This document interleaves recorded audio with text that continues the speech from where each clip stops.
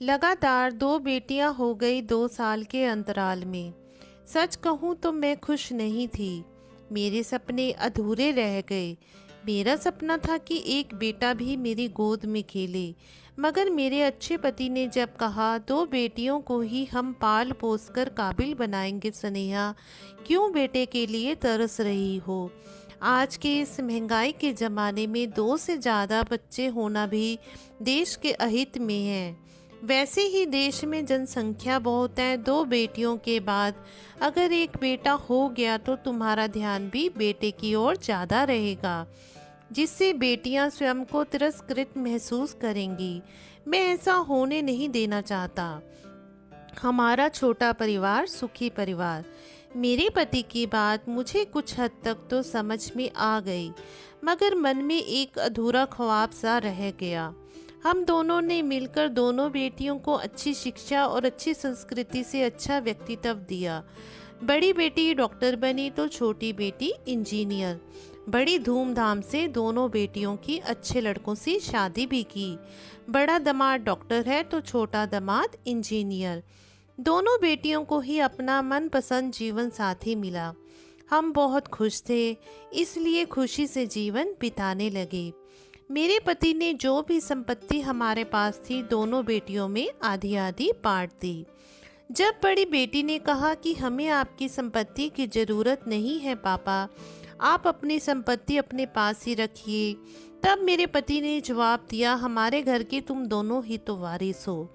हमारे बाद हमारी संपत्ति की देखभाल तुम दोनों बहनें मिलकर ही तो करोगे। बेटी ने कहा, आप अभी कहीं नहीं जा रहे हैं पापा, कभी ना कभी तो हमें जाना ही पड़ेगा बेटा। हाँ, एक बात कहना चाहता हूँ, अगर मैं पहले चला गया तो अपनी माँ का ध्यान रखना, और अगर मैं पहले चली गई तो मैं बोल पड़ी थी। यह भी कोई कहने वाली बात है क्या मम्मी पापा? आप लोग ऐसा क्यों कह रहे हैं? आप दोनों की देखभाल करना हमारा कर्तव्य है, कृतिका ने कहा। इसलिए कह रहा हूँ क्योंकि मेरे दोस्त ब्रिजेश के दोनों बेटे अमेरिका में जाकर बस गए। अब बुढ़ापे में उनका सहारा कोई नहीं रहा। जब 2 बेटे हुए थे तब ब्रिजेश बहुत गर्वित था, यह सोचकर कि 2 वारिस पैदा हो गए। मुझे भी कहा था एक बार और चांस ले लो अमूल्य, हो सकता है तीसरी बार कोई बेटा ही पैदा हो जाए। तुम्हारे बाद तुम्हारा कोई वारिस तो होगा। मैंने भी हंसकर कहा, मेरी बेटियां ही वारिस बनेंगी, मुझे बेटा नहीं चाहिए, मेरे अच्छे पति ने कहा था। पापा के गुजर जाने के बाद बड़ी बेटी कृतिका ने उस जमीन पर अपने पापा के नाम से एक अस्पताल खोला, जो जमीन पापा ने संपत्ति का बंटवारा करते समय उसे दी थी। अस्पताल का नाम अपने पापा के नाम से अमूल्य आरोग्य केंद्र रखा।